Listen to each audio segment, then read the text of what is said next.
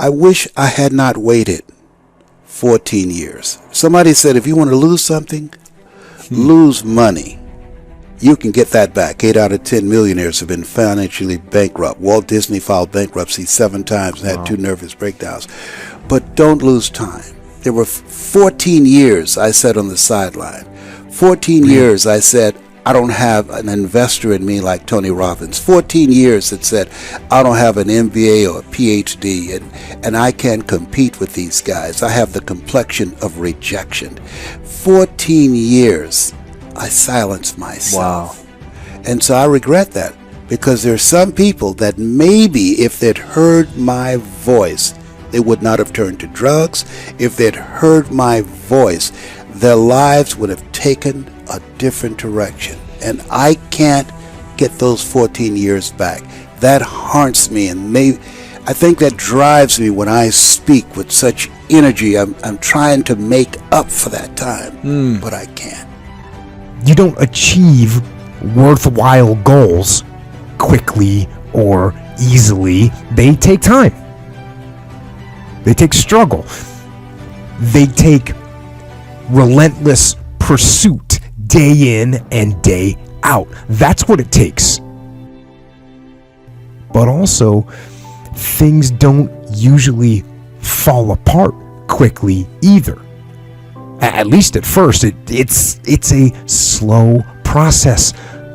A little slip here, a little setback over there, a little wearing down of discipline and will over time.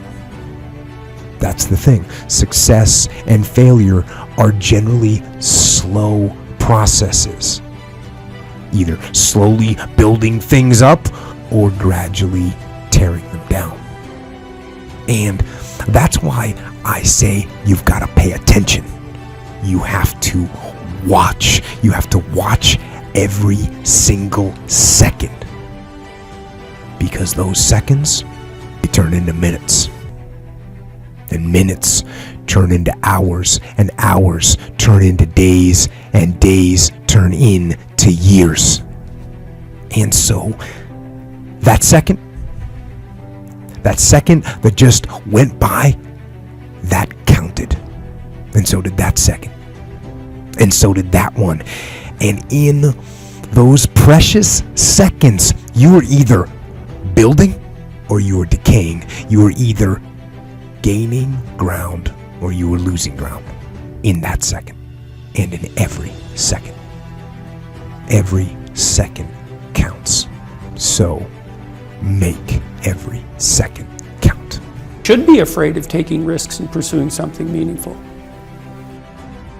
But you should be more afraid of staying where you are if it's making you miserable. It's like the first thing you want to do is dispense with the idea that you get to have any permanent security outside of your ability to contend and adapt. It's the same issue with children. It's like you're paying a price by sitting there being miserable. You might say, well, the devil I know is better than the one I don't. It's like, don't be so sure of that. The clock is ticking. Yeah, and if you're miserable in your job now and you change nothing, in 5 years you'll be much more miserable and you'll be a lot older. It's a luxury to pursue what makes you happy. It's a moral obligation to pursue what you find meaningful. And that doesn't mean it's easy. You know, if you take people, and I've told you this, and you expose them voluntarily to things that they are avoiding and are afraid of, that they know they need to overcome in order to meet their goals, their self-defined goals. If you can teach people to stand up in the face of the things they're afraid of, they get stronger. And you don't know what the upper limits to that are, because you might ask yourself, like, if for 10 years, if you didn't avoid doing what you knew you needed to do, by your own definitions, right, within the value structure that you've created, to the degree that you've done that, what would you be like? Well, there are remarkable people who come into the world from time to time, and there are people who do find out over decades-long periods what they could be like if they were who they were, if they spoke their being forward. And they get stronger and stronger and stronger, and we don't know the limits to that. We do not know the limits to that. Time is short. What is your life? It's even a vapor that appeareth for a little time and then vanisheth away. If someone had told me when I was 20 years old that life was very short and would pass just like that, I wouldn't have believed it. And if I tell you that, you don't believe it either. I cannot get young people to understand how brief life is, how quickly it passes. It seems like yesterday I was in school.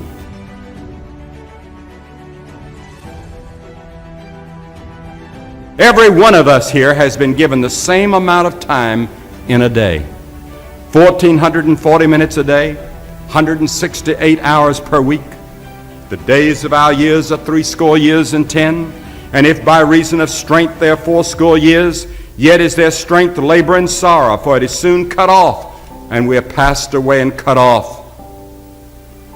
70 years God allows us. And it's interesting to me, with all of our medical science, we've never passed that magic mark. The average American male today lives 70 years and 4 months. The average female, 73 years and 6 months.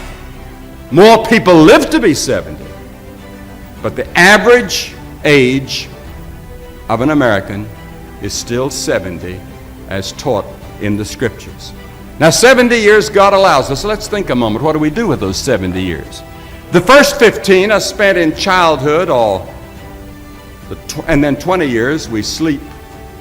And then the last 5 years, physical limitations are curtailing your activities. They haven't curtailed mine yet, but my 5th year till 70 starts next year. Only 30 years left, and part of that time must be spent in eating meals, working, and figuring out your income tax, things like that.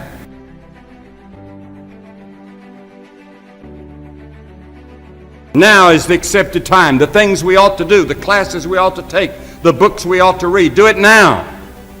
The family that needs you, spend more time now.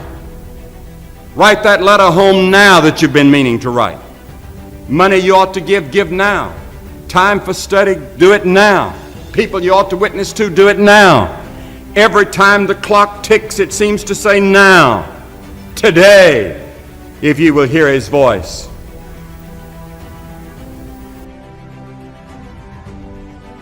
There is the category of problems in life, and it ain't going anywhere. And so the question is, can you deal with the whole category at the same time? That's the thing. That's how to be in the world, is to deal with that category all at the same time. And so how did human beings, what did they come up with as a solution? And that's so cool too, because the solution they come up with not only was the heroism that allows you to approach what you're terrified by and what you find offensive and to learn from it, but also the idea of sacrifice, and that was played out by cultures everywhere, including human sacrifice. And you think, what the hell was up with those crazy bastards so long ago? They were sacrificing to gods all the time. What kind of clueless behavior was that? Burn something and please God. Burn something valuable and please God. It's like, what was with them? What were they thinking? Well, they weren't stupid, those people. If they were stupid, we wouldn't be here. They were not stupid, and believe me, they lived under a lot harsher conditions than we do. So those were some tough people, man. You know, back then you'd last about 15 minutes. And so you don't want to be thinking of your ancestors as stupid. Like, there's no real evidence that we're much different cognitively than we were 150,000 years ago. So anyways, sacrifice. What does that mean, sacrifice? Well, it's a discovery, man. It's the discovery of the future. It's like the future is actually the place where there is threat. And it's always going to be there. So what do? You make sacrifices in the present so that the future is better.